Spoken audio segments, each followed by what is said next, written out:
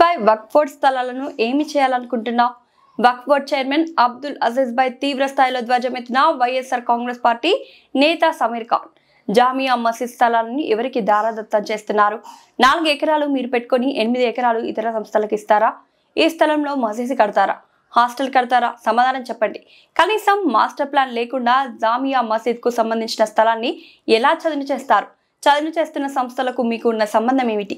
జామియా మసీదును స్థలాన్ని కాజేసేందుకు కొంతమంది కుట్ర పన్నుతున్నారు. దీనిపై వక్ఫ్ బోర్డ్ చైర్మన్ అబ్దుల్ అజీజ్ సమాధానం చెప్పాలి. జిల్లా మీరాంబాయి కానివ్వండి, ఇతరులు ఉన్నారు, సోదరులందరూ ఈరోజు ఇక్కడ రావడం జరిగింది. ఇక్కడ రావడం కారణం ఏదో వచ్చాం మాట్లాడాం అనేది కాదు. గతంలో వక్ఫ్ బోర్డ్ స్థలాలు నెల్లూరులో అన్ని జిల్లాల్లో కలిపి నెల్లూరులోనే ఎక్కువగా 3 మసీదులకు ఉన్నాయి. అది ఫస్ట్ జామియా మసీద్, కలాన్ మసీద్, అబ్బాస్ అలీ ఖాన్ మసీద్. ఈ మసీద్కు స్థలాలు కొన్ని 100 కోట్లకి ఉన్నాయి. ఆ 100 కోట్లలో ముఖ్యంగా ఉండేది జామియా మసీద్ది. ఇక్కడ దాదాపు ఎకరా ఈ 13.3 ఎకర్స్ ఉన్నాయి. ఇక్కడ దాదాపు ఎకరా అంటే కూడా దాదాపు 20 నుంచి 25 కోట్లు నడుస్తుంది. అంటే 13 కోట్లకి ఎంత అయింది అనేసి మీరే క్యాల్కులేషన్ చేసుకోవాలి. ఈరోజు చెప్పపట్టకుండా ఏమీ చెయ్యకుండా ఈ చంద్రబాబు నాయుడు గారి ప్రభుత్వంలో ఉండే అజీజ్ భాయ్ వక్ఫ్ బోర్డ్ చైర్మన్ ఉండగా ఒక అన్ఎడ్యుకేటెడ్ ఫెలో సిఇఓగా ఉండగా ఏమి ఒక గైడెన్స్ లేకుండా నెల్లూరులో ఉండే ముస్లింలకి చూపించకుండా, అరే మనం ఈడ ఏం కడుతున్నావు, ఈడ ఏం చేయబోతున్నావు, మసీదు కడుతున్నావా, లేడీస్కి హాస్టల్స్ కడుతున్నావా, ఈ 13 ఎకరాల్లో లేకపోతే ఏం చేస్తున్నావు అని ఏమీ గైడెన్స్ లేకుండా, ఒక ప్రీ ప్లాన్ లేకుండా ఈరోజు డైరెక్ట్ పొక్లైన్ మిషన్ తీసుకొని వచ్చి తవ్వడాలు జరుగుతున్నాయి. ఇది ఎక్కడొక సమంజసం. అదే కాకుండా సొకోరా బేగం అనే ఈమె 2007లో ఈమె ఒక ముతవల్లిషిప్లో ఉండి జామియా మసీద్కి ఈ ల్యాండ్ అమ్మిన సంగతి కరెక్టా కాదా? ఆయన ఎవరో ఆర్వీఎస్ చౌదరి అంట. ముస్లింలకు సంబంధించి 100 కోట్ల రూపాయలు స్థలం ఆమె 2007లో, అది ప్రూఫ్తో ఉన్నాయి మా దగ్గర.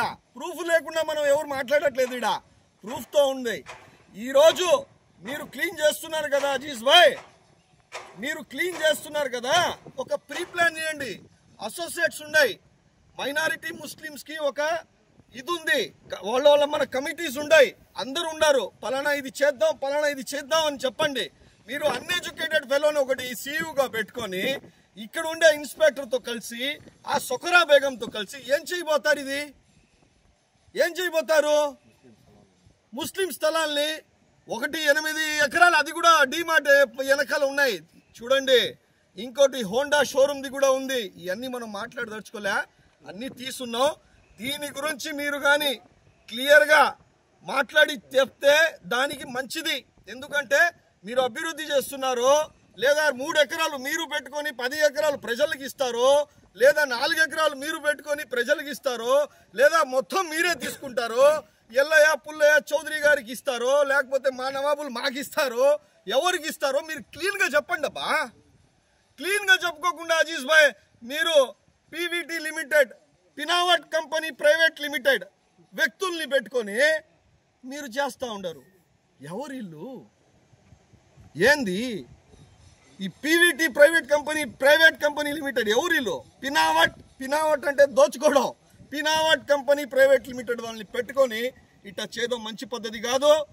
మీరు వ్యక్తిగతంగా పిలవండి, మేము పార్టీలు పక్కన పెడదాం, అభివృద్ధి చేస్తామంటే మేము అందరూ తోడుంటాం. లేకపోతే జిల్లా అధ్యక్షులు ఉన్నారు, మస్తాన్ భాయ్ నగర అధ్యక్షుడు ఉన్నారు, మా వార్డు ఇన్ఛార్జ్లు సందాని భాయ్ ఉన్నారు, వక్ఫ్ బోర్డ్ భాయ్ ఉన్నారు, అలీం భాయ్ ఉన్నారు, అందరు ఉన్నారు. ఈడ మేము కానీ ఉద్యమం ఎత్తితే మీకు తెలుసు గతంలో ఏ విధంగా ఉంటుందనేది, ఆ విధంగా నడుస్తుంది.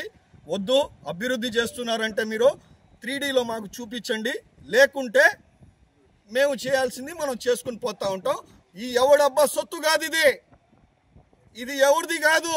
గతంలో ఎక్కడెక్కడో లీజ్కి ఇస్తున్నారని, వైజాగ్లో వక్ఫ్ బోర్డ్ స్థలాలు ఇస్తున్నారని, ఇంకో స్థలాలు ఇస్తున్నారని చెప్పుకుంటున్నారు. ఇది ఆడ చేసుకోండి. మీరు స్థానికం. ఈడ ఇప్పుడు దాకా ఒక ముస్లింలో ఏ ప్రోగ్రాంలు కూడా బాగా కాలేదు. మీరు అజీజ్ భాయ్ అందుకని ఇప్పుడు అవుతున్నారు కాబట్టి మీరు మా వాళ్ళు కాబట్టి మీరు చెప్పండి కానీ మీ వెనకాల ఉండే దండుపాలెం బ్యాచ్ జాగ్రత్తగా ఉండండి అని చెప్తున్నా.